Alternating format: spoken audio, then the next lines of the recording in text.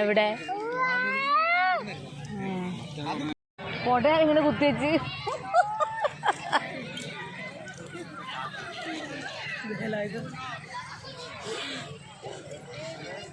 വിഷുവായിട്ട് പുഴയിൽ വന്ന് ഇങ്ങനെ വെറുതെ ഇരിക്കുക. കുറേ ജനങ്ങളുണ്ട് ഇവിടെ, ഉണ്ടോ? കണ്ടമാനം ആൾക്കാരുണ്ട് ഇവിടെ. ആദ്യം പോപ്കോൺ കഴിക്കണം. ഞാൻ പോപ്കോൺ ഷൂലിടുകയാണ്. ലോ ബി പി ആണോ എന്താ അറിയില്ല, വയറിന് മൊത്തത്തിൽ ഒരു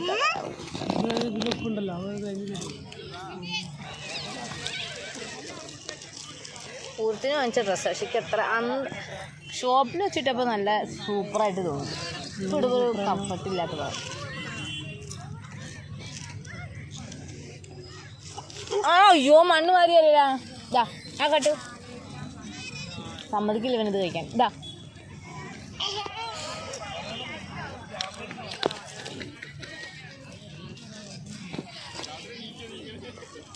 പറഞ്ഞ പോലെ മഴ വരുന്നതിന് മുന്നേ നമുക്ക് പോവാം.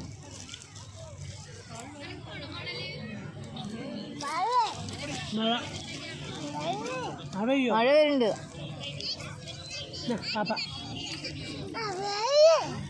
മഴ വരാൻ നിൽക്ക. എന്തടാ പാപ്പായിക്കകത്ത് ആ കാട്ട്.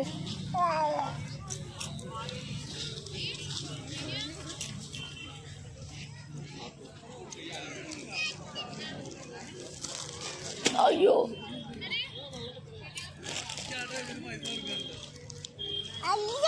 പോരാ, ചപ്പഴേ തോന്നി. ഞാൻ പോയതും എടുക്കാൻ വേണ്ടി അവൻ വരുന്നു. അത് കഴിക്കണ്ട, അത് പോട്ടെ.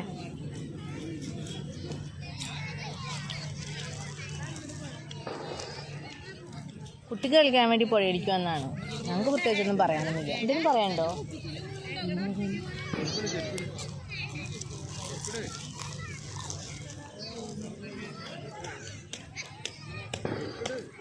കാണുമ്പോൾ തന്നെ കയറാൻ തീരുമാനിച്ച പറയുന്നത്. കർശനോട് എന്താ പറഞ്ഞോട്ടോ.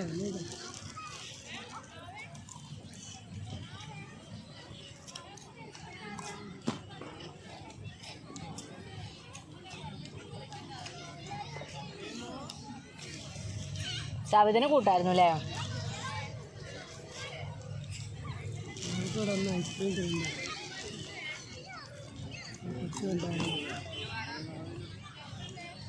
അവളെന്ന് വെച്ചാൽ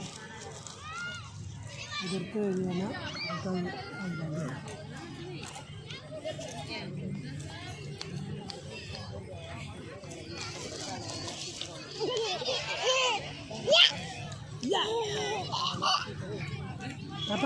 പാപ്പ വേണ്ടേ? പാപ്പ വേണ്ടേ കുഞ്ഞാ? പാപ്പ കഴിഞ്ഞു. പാപ്പ കഴിഞ്ഞു.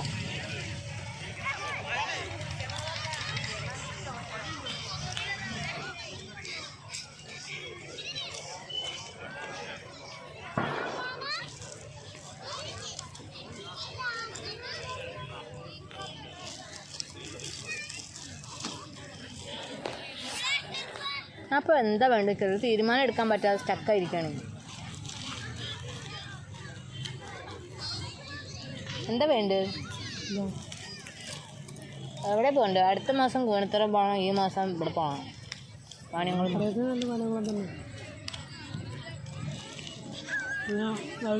വിളിച്ചുകൊണ്ട് ആ പ്രശ്നം മാറി കിട്ടിയില്ല.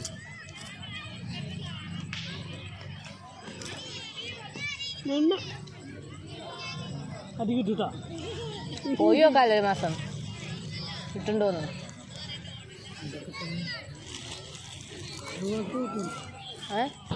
ആണുങ്ങൾക്ക് കിട്ടിയിരുന്നല്ലോ. 10-15 രൂപ മേടിച്ചിരുന്നല്ല.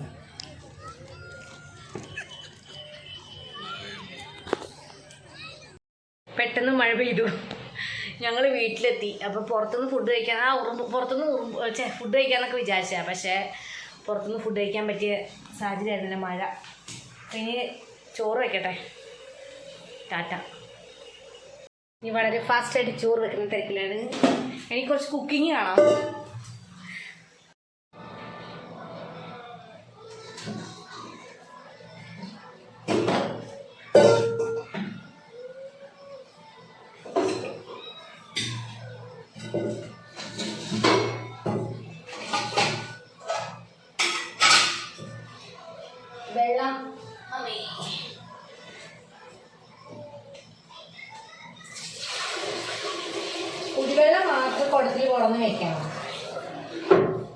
ബാക്കി കുടിവെള്ളം മാത്രം ഉണങ്ങത്തി, ബാക്കിയൊക്കെ നമുക്ക് പൈപ്പിൽ കിട്ടും.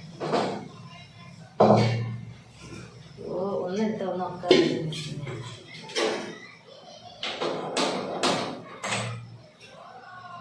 അപ്പൊ നമുക്ക് 2 അടുപ്പുള്ളത് കാരണം കൊണ്ട് ഒരു അടുപ്പിൽ ചോറ് വേഗം വെച്ച് മറ്റേ അടുപ്പിൽ ഇച്ചിരി വെള്ളം കുടിവെള്ളം വയ്ക്കുക. കുടിവെള്ളം പറ്റ കഴിഞ്ഞു. സംഗതി വിഷു ആയിരുന്നെങ്കിൽ ഞാൻ കുറച്ച് മടിച്ചായിരുന്നു. അതെ, കുടിക്കാൻ കുറച്ച് അധികം വെള്ളമുണ്ട്.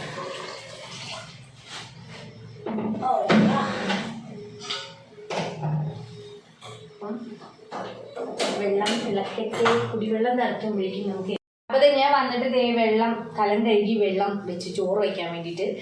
അപ്പോൾ വെള്ളം തിളയ്ക്കുമ്പോഴേക്കും 10 കുടിവെള്ളത്തിനുള്ളത് വെച്ചു. എനിക്ക് 2 ഒരു കാലത്ത് വെച്ച് തിളച്ചിട്ട് എടുത്താൽ മതി വെള്ളം. പക്ഷെ അപ്പോഴേക്കും അവരടുപ്പ് ഫ്രീ ആയിട്ടിരിക്കല്ലോ, മുക്കാനൊക്കെ മടിയിട്ട് 2ആയിട്ടാണ് വെച്ചു. ഇനി ഈ വെള്ളം തിളയ്ക്കുമ്പോഴേക്കും അരി കഴുകാം.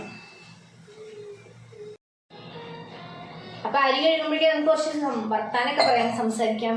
അതായത് ഇന്ന് വിഷുവാണ് കേട്ടോ. വിഷു രാവിലെ ഞാൻ ചോറ് വെച്ചു. പിന്നെ ഞങ്ങൾ മാത്രമല്ലല്ലോ, വിഷുവിന് വരാൻ ഗസ്റ്റ് ഒന്നുമില്ല. അത് കാരണം സാധാരണ ഒരു ദിവസം പോലെ തന്നെയായിരുന്നു. മീൻകറി, മീൻ വറുത്തതും പിന്നെ ചോറ് മാത്രം ഉണ്ടാവും. ഞങ്ങൾ പുറത്തുനിന്ന് വൈകുന്നേരം കഴിക്കാമെന്ന് വെച്ചാൽ പറഞ്ഞില്ല, മഴയായ കാരണം കൊണ്ട് പോകുന്നു. കാരണം ഈ വൈകുന്നേരത്തേക്കുള്ള ചോറ് വയ്ക്കാനുള്ള പരിപാടിയിലാണ്. അപ്പം നിങ്ങൾ വിചാരിക്കും മറ്റേ കഥാപാത്രം എവിടെ? നിൻ്റെ അമ്മയല്ലേ? അമ്മ നാട്ടിൽ പോയിരിക്കുകയാണ്, വിഷുവിന് പപ്പയുടെ അടുത്തേക്ക് പോയിരിക്കുകയാണ്. അവിടെ ഞങ്ങളുടെ നാട്ടിലൊരു അമ്പലമുണ്ട്. ആ അമ്പലത്തിൻ്റെ ഹിസ്റ്ററി അങ്ങനെ ശ്രീകൃഷ്ണൻ അമ്പലമാണ്.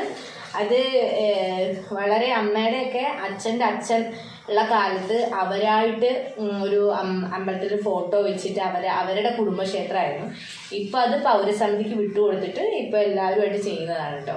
പക്ഷെ ഇന്ന് വിഷുവിൻ്റെ അന്ന് എൻ്റെ സിസ്റ്ററിൻ്റെ വകയായിട്ട് അമ്പലത്തിൽ പ്രോഗ്രാം മീൻസ് അമ്പലത്തിൽ വായന, ഭജന, പാട്ടുകൾ, വിളക്ക്, അങ്ങനെ കുറേ കാര്യങ്ങളൊക്കെ ആയിട്ട് ഇന്ന് ചെയ്യുന്നുണ്ട്. അപ്പോൾ അതുകൊണ്ട് അമ്മ നാട്ടിൽ നേരത്തെ പോയി. വെള്ളം തിളച്ചു അരിയിടാം നേരത്തെ പോയി. അപ്പോൾ അത് ഞങ്ങൾ മാത്രമേ ഉള്ളൂ.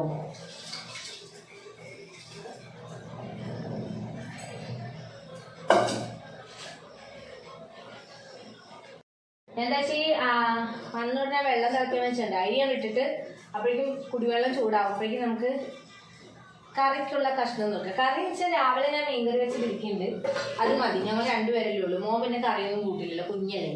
അപ്പോൾ വറുത്ത മീനിൻ്റെ കഷ്ണം കൂട്ടി ചോറുന്നൊന്നും അല്ലാണ്ട് കറിയൊന്നും അങ്ങനെ കൂട്ടില്ല. പിന്നെ അവന് ഈ അടുത്ത് ഹോസ്പിറ്റലിൽ അഡ്മിറ്റ് ആയ കാര്യം ഞാൻ പറഞ്ഞിട്ടുണ്ടായിരുന്നു ഇല്ല അല്ലേ? നമ്മുടെ പൂരല്ലേ, പൂരം കഴിഞ്ഞിട്ട് പൂരത്തിന് ഇതുവരെ അവന് ഞാൻ ഐസ്ക്രീം ഒന്നും കൊടുത്തിട്ടില്ല. അപ്പോൾ പൂരത്തിന് ഞാൻ ഐസ്ക്രീം കൊടുക്കാറില്ലായിരുന്നു. അപ്പോൾ എൻ്റെ അമ്മ എന്നോട് പറഞ്ഞു, ഒരു ദിവസം ഞാൻ അവനെ അമ്പലത്തിൽ കൊണ്ടുപോയപ്പോൾ ഞാനൊക്കെ ഐസ്ക്രീം വാങ്ങിച്ചു കൊടുത്തിരിക്കുന്നു, അവന് പനിയും വന്നില്ല ഒന്നും വന്നില്ല എന്ന് പറഞ്ഞു. ആ ഒരു വാക്ക് കേട്ടോടുകൂടി ഞാൻ മോൻ്റെ ആഗ്രഹമല്ലേ ഒരു ഐസ്ക്രീം വാങ്ങിച്ചു കൊടുക്കാമെന്ന് പറഞ്ഞിട്ട് വാങ്ങിച്ചു കൊടുത്തു. അത് വലിയൊരു പ്രശ്നമായി. കാരണം അവന് ഫുഡ് ഇൻഫെക്ഷനായി. പൂരം കഴിഞ്ഞ് ഇവിടെ വന്ന് കിടന്ന് ഉറങ്ങി എഴുന്നേറ്റപ്പോഴേക്കും മോന് വേല് മുഴുവൻ ചുട്ടുപൊള്ളുന്നു. അപ്പോൾ ഏട്ടൻ പറഞ്ഞു പാരസെറ്റമോൾ സിറപ്പ് കൊടുത്ത് ചൂട് കുറയുമോ നോക്കുമെന്ന് പറഞ്ഞു. കാരണം അവന് ചെറിയൊരു വയ്യായ്ക വന്നാലും എനിക്ക് ഭയങ്കര ടെൻഷനാണ്. അപ്പം ഞാൻ പറയും ഏട്ടാ അവന് വയ്യാന്ന് പറയുമ്പോഴും അത്ര സീരിയസ് അല്ലെങ്കിലും ഏട്ടനിങ്ങനെ സീരിയസ് ആയിട്ട് പോലുള്ള പോലെ ഞാൻ പറയണ പോലെ തോന്നും. അപ്പോൾ ഒരു പനിയെന്ന് പറഞ്ഞപ്പോൾ ഏട്ടനൊക്കെ പൂരത്തിൻ്റെ ക്ഷീണമൊക്കെ ആയിട്ട് ഉറങ്ങിപ്പോയി. അപ്പോൾ കുറേ വിളിച്ചു. അപ്പോഴേക്കും ചൂട് നല്ല അധികമായി. അപ്പോഴേക്കും പിന്നെ ഏട്ടൻ സിറപ്പ് കൊടുത്തിട്ട് മാറില്ല എന്നപ്പോൾ വേഗം ചാടി എണീച്ച് ഞങ്ങൾ ഇവിടെ അടുത്തുള്ള ക്ലിനിക്കിൽ പോയി. ക്ലിനിക്കിൽ ചെന്ന് പിന്നെ അവിടെ ചെന്നപ്പോൾ ഡോക്ടറെ കാണാൻ വേണ്ടി നമ്മൾ ഇത് എഴുതുമല്ലോ, ഈ സ്ലിപ്പ് എഴുതിയിട്ട് വെയിറ്റ് ചെയ്യുമ്പോൾ 2-3 ആൾക്കാരിക്കില്ല. അപ്പം ഞാൻ ഏട്ടനോട് ചോദിച്ചു, മോനാണെങ്കിൽ ഒരു മിനിറ്റേ. അപ്പം ഞാൻ എന്നിട്ട് ഡോക്ടറെ കാണാൻ വേണ്ടി ഞങ്ങൾ ക്ലിനിക്കിൽ ചെന്നു കേട്ടോ. ക്ലിനിക്കിൽ ചെന്ന് കഴിഞ്ഞപ്പോൾ ഈ മാങ്ങക്കാലം ചക്കക്കാലം വന്നു കഴിഞ്ഞാൽ ഈച്ച് പോയി കേട്ടോ. ഞാൻ പോകാൻ വേണ്ടിയിട്ട് കുറേ പണിപ്പെട്ടു. കുറച്ചൊക്കെ പോയി, തുടച്ച് കഴിയുമ്പോൾ കുറച്ചൊക്കെ പോകും. പക്ഷേ പിന്നെ ഇവിടെ ഈ തൊട്ട് പുറത്ത് തന്നെ ഇവിടെ പ്ലാവുണ്ട്, അതിൽ പഴുത്ത ചക്ക ഇങ്ങനെ വീണിട്ടേ.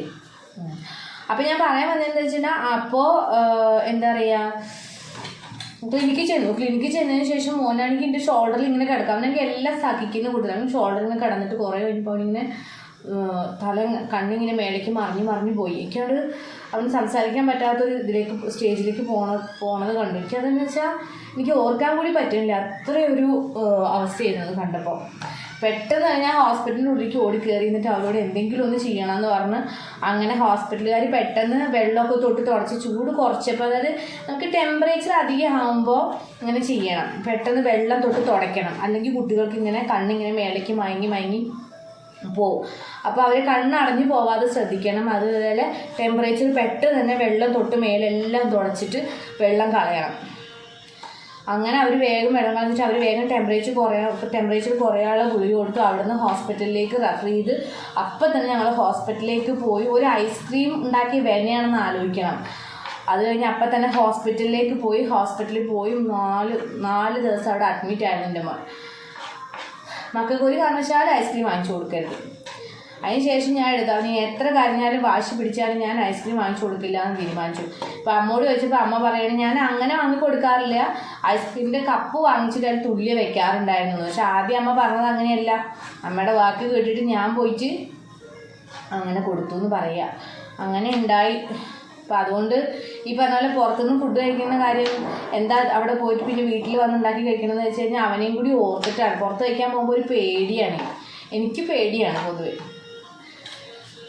അപ്പോൾ ഞാൻ വിചാരിക്കുന്നത് മീൻകറി ഉണ്ട്, എന്നാലും കുഞ്ഞൊരു അവിയൽ പോലെ വെക്കാം. വിഷുവൊക്കെ അല്ലേ, പകലോ വെച്ചില്ല, രാത്രിയെങ്കിലും ഇച്ചിരി ഒരു അവിയൽ പോലെ വെക്കാമെന്ന് വിചാരിക്കുകയാണ്. അപ്പം വെള്ളം തിളച്ച് കഴിഞ്ഞാൽ അതിൽ വേഗം വെക്കാം.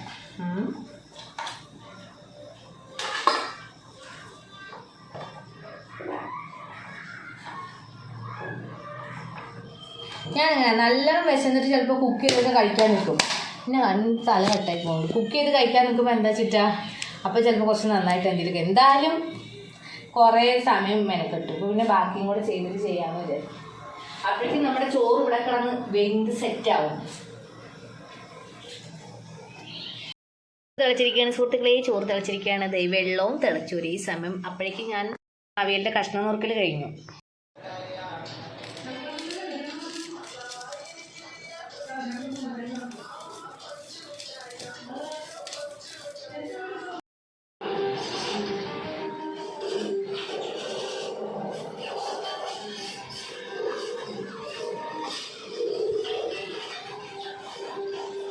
മതി പിന്നെ